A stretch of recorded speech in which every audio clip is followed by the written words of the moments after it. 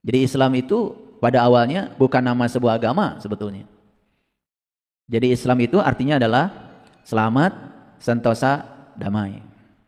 Makanya kita setiap kali bertemu dengan orang atau kita mengawali pembicaraan, ya, biasanya mengucapkan salam. Assalamualaikum warahmatullahi wabarakatuh. Assalamualaikum artinya kesejahteraan, kesentosaan, keselamatan, kedamaian, begitu. Ya, tercurah kepada kalian semua. Doa bukan itu? Doa itu. Jadi kalau ada orang bilang assalamualaikum, boleh juga diamini, amin, boleh, kan doa. Atau dibalas dengan waalaikumsalam, gitu ya. Keselamatan, kesejahteraan, kesentosaan, kedamaian juga buat Anda gitu. Jangan-jangan kita mengucapkan salam setiap hari tapi nggak ngerti. Mari kita puji semua berkah dan cinta kasihnya Allah dengan bersama-sama membaca hamdalah. Alhamdulillahirabbil alamin.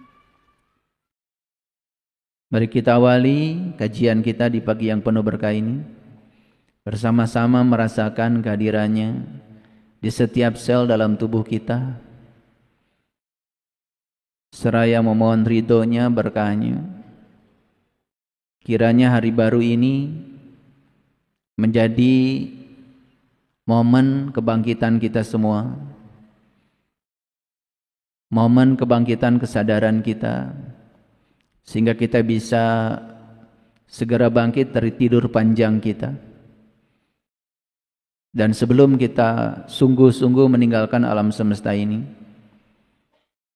kita sudah menjadi manusia-manusia yang berkesadaran, tidak usah menjadi mercusuar di atas bukit, menjadi lilin kecil yang sudah nyala saja sudah bagus. Karena satu lilin kecil memiliki kemampuan untuk menyalakan lilin-lilin masih tertidur.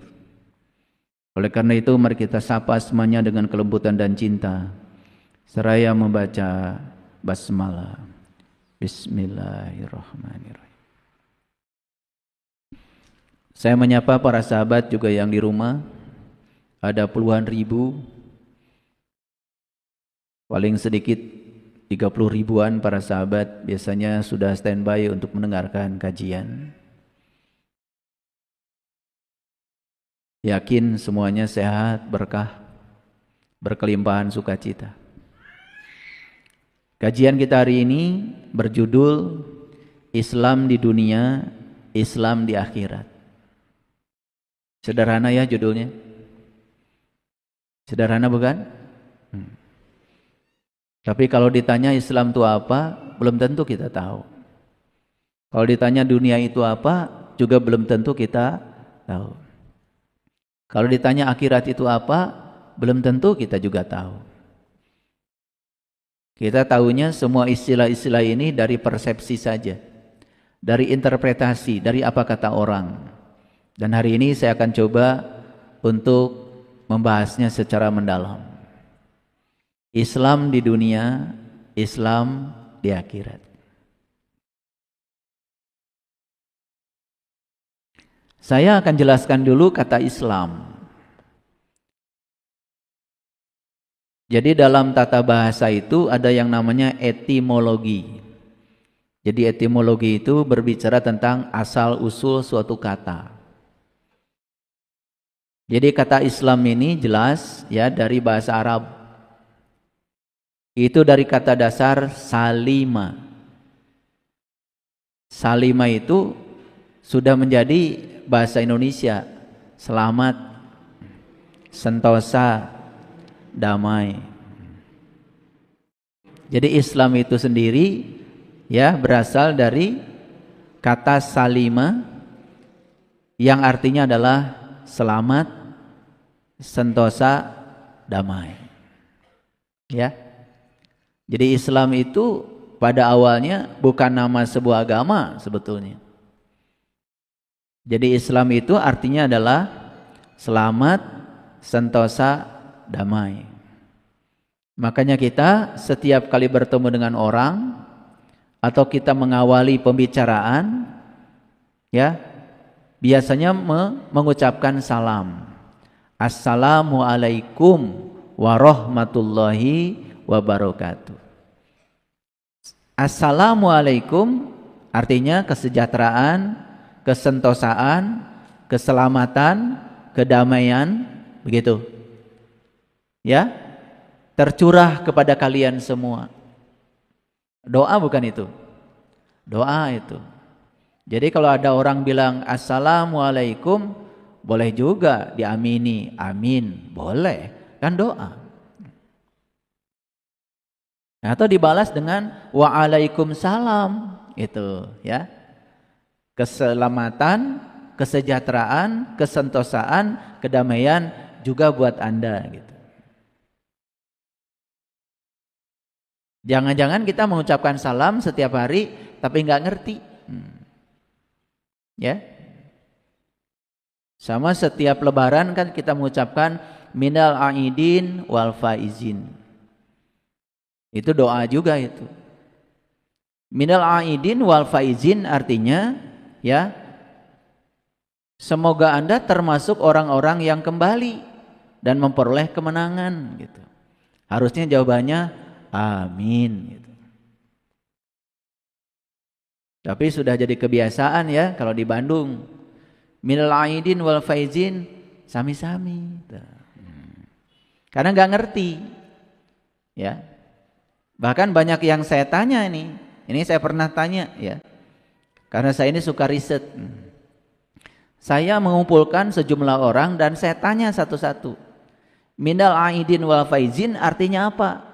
Saya terkejut karena mereka mengatakan itu artinya mohon maaf lahir dan batin. Dari mana Anda tahu? Karena kalau dapat kiriman kartu lebaran ada tulisan Arab minal aidin wal faizin, bawahnya mohon maaf lahir dan batin.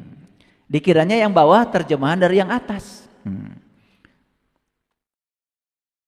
Itu karena kita belajar agama dari kartu lebaran, hasilnya seperti itu.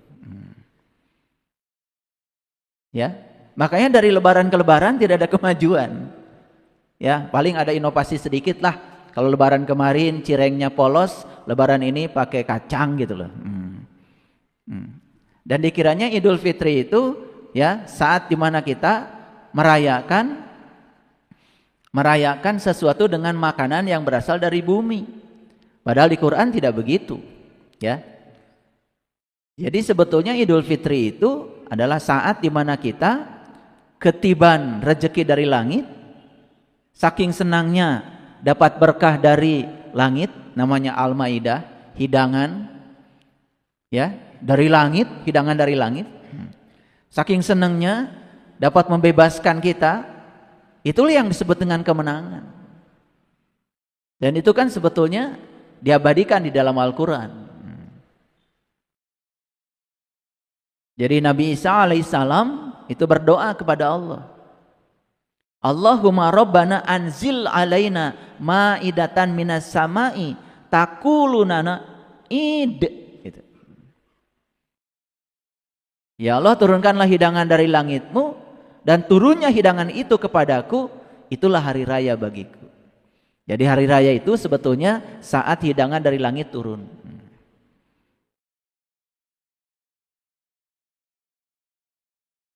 Makanya hari raya kan kita sibuk bikin opor,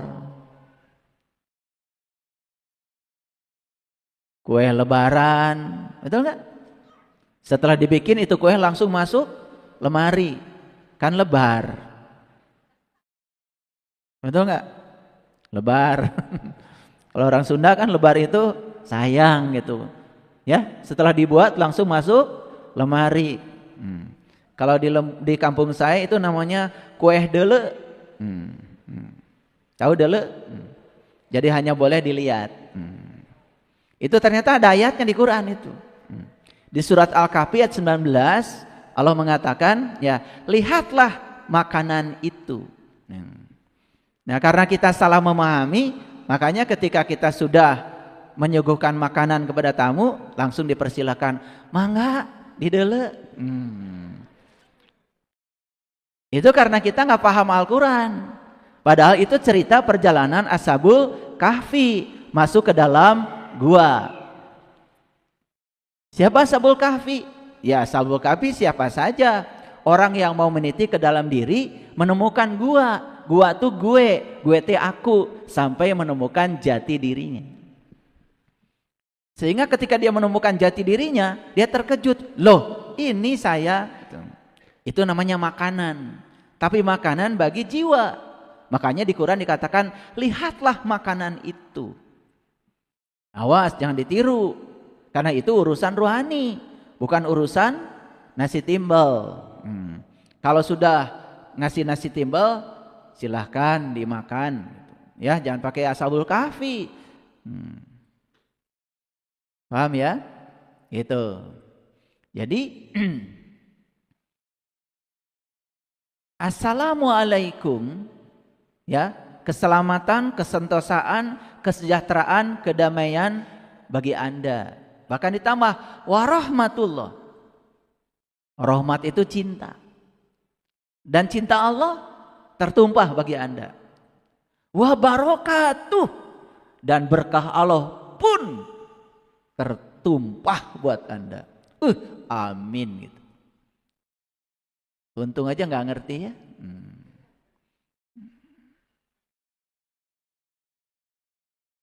Itu doa yang bagus nggak? Luar biasa. Ya, kesejahteraan, kesentosaan, kedamaian, cinta kasih dan berkah Allah tertumpah bagi Anda. Waalaikumsalam warahmatullahi wabarakatuh. Keren banget.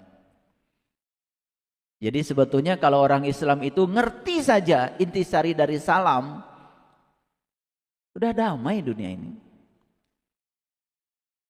Gak ada ibu pengajian membicarakan kelompok pengajian yang lain.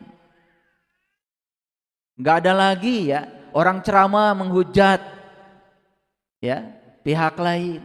Gak ada. Lucu ya, ceramahnya sudah pakai salam. Assalamualaikum warahmatullahi wabarakatuh. Habis itu menghujat. Lucu gak itu? Lucu kan? Ini kalian baru tahu kalau itu lucu setelah saya jelaskan. Sebelum itu mah kalian gak tahu. Betul gak? Itu dianggap bagus. Baru saja bilang salam, setelah itu menghujat. Ya, menjelek-jelekan keyakinan lain, agama lain, padahal habis mengucapkan salam. Lucu nggak? Baru kerasa lucunya kan? Nah itu ngaji kesadaran tuh begitu.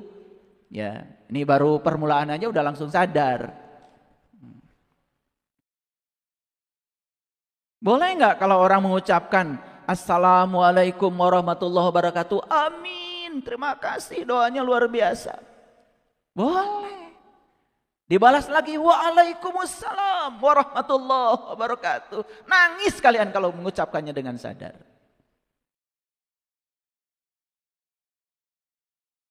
Apalagi ya, kalau di Tanah Parahyang ada lagi ya ucapan salam yang luar biasa.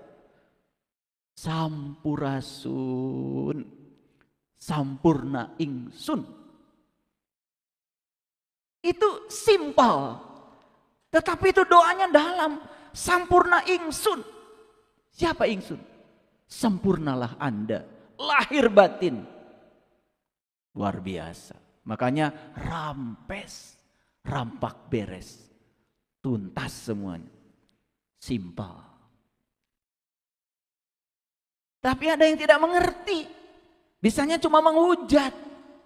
Belum tahu artinya, sudah berkomentar. Itu memang.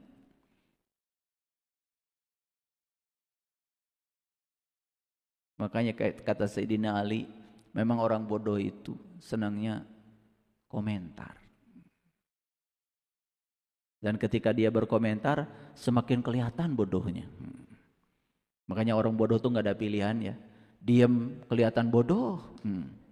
Komentar apalagi ya, semakin kelihatan bodohnya. Ya toh? Makanya yang jadi orang bodoh gitu aja. Ya. Karena kebodohan itu racun. Jadi Islam itu artinya apa? Selamat, sentosa, damai. Nah, dari kata Islam ini terbentuk kata-kata yang lain. Aslama, yuslimu, islaman. Nah, ini sudah lain ini. Ini turunan katanya. Dari kata Islam itu ada turunan katanya. Aslama, yuslimu, islaman. Yang berarti menyerahkan diri, tunduk, patuh, taat. Lebih dalam lagi itu. Awalnya waktu dia berdiri sendiri sebagai kata Islam, artinya sentosa, selamat, damai gitu. Tapi ada turunan katanya lagi, ya. Aslama, yuslimu, islaman, yang artinya menyerahkan diri, tunduk, patuh, taat. Jadi cirinya orang Islam yang disebut dengan muslim harusnya tunduk, patuh dan taat kepada Tuhannya. Nih kalian aneh ya. Malah Tuhan disuruh tunduk dan patuh taat pada segala keinginanmu. Betul nggak? Makanya Allah tuh suka bingung. Ini yang Tuhan siapa? Kata Allah. Betul nggak? Iya. Betul apa tidak? Masih berdoa ngatur-ngatur Allah? Udah mulai sadar sekarang? Terus ganti doanya gimana? Ya, pokoknya doa itu sederhana Bapak Ibu. Apa yang kita pikirkan, kita rasakan, ya kita lakukan, terus berulang-ulang, itulah doa yang sebenar. Allah itu tidak mengerti bahasa lain kecuali bahasa energi, bahasa getaran, bahasa vibrasi. Makanya dengarkan ya kajian saya, judulnya Dahsyatnya Kekuatan Perasaan. Di situ saya ajarkan teknik berdoa. Makanya pantas ya doanya nggak dikabul-kabul ya. Cara doanya kurang tepat, nggak ngerti. Malah doanya ngatur-ngatur Tuhan. Ya, banyak saya tanya, kenapa kamu berdoa? Ya, tadi kan masih ingat ya sharing tadi sebelum kita mulai di sini. Sudah tahajud katanya, sudah duha, gitu kan? Betul nggak? Konflik dengan keluarga makin kenceng, betul nggak? Ya rezeki makin jauh. Nah sekarang saya jelaskan secara ilmiah kok bisa begitu. Ya karena niat tahajudnya, ya niat tahajudnya bukan sebagai bakti dan cinta kepada Allah. Niat tahajudnya digerakkan oleh masalah. Karena kebetulan sekarang sedang banyak masalah. Jadi karena yang menggerakkan dia masalah, maka masalah akan menarik masalah. Berlaku namanya hukum tarik menarik. Itu like attracts like. Karena dia tahajud, dia duha, baca Al-Waqiah, baca Al-Kahfi, digerakkan oleh masalah. Makanya dia akan menarik masalah. Karena berlaku hukum tarik menarik.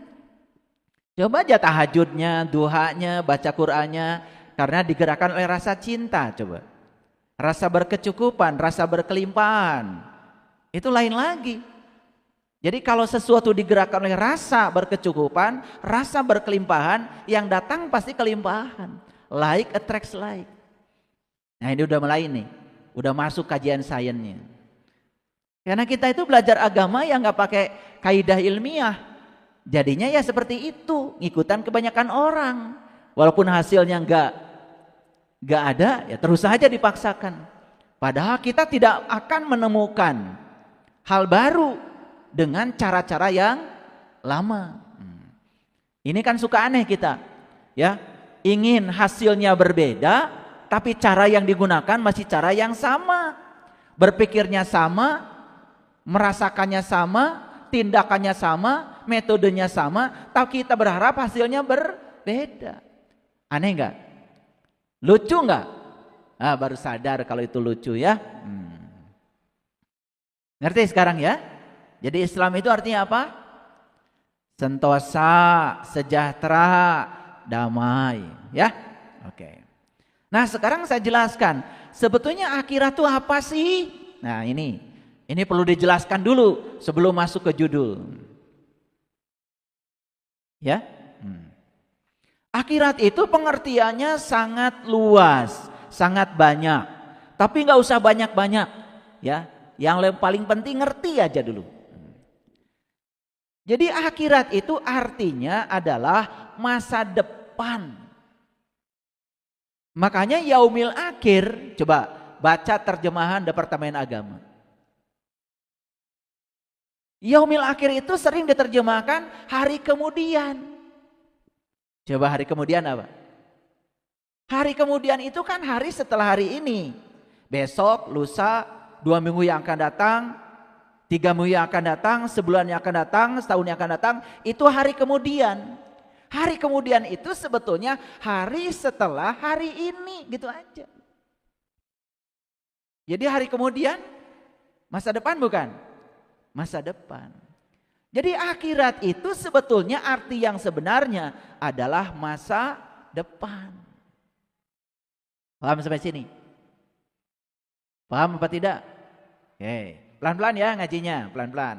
Karena ini kata akhirat ini sudah kemana-mana nih pengertiannya. Padahal akhirat itu apa? Masa depan.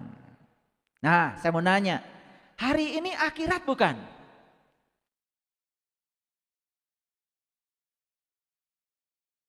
Akhirat tadi apa? Masa depan. Kalau gitu hari ini akhirat bukan? Hari ini masa depan dari kehidupan yang lalu. Besok masa depan dari kehidupan hari ini. Ulangi kalau gitu saya tanya. Hari ini akhirat bukan? Akhirat. Hari ini tuh masa depan dari kehidupan yang kemarin. Dari kehidupan yang 2 minggu yang lalu. Kalau begitu akhirat sudah ada enggak? Sudah ada. Makanya kita percaya kalau akhirat itu ada. Karena kita sudah membuktikannya.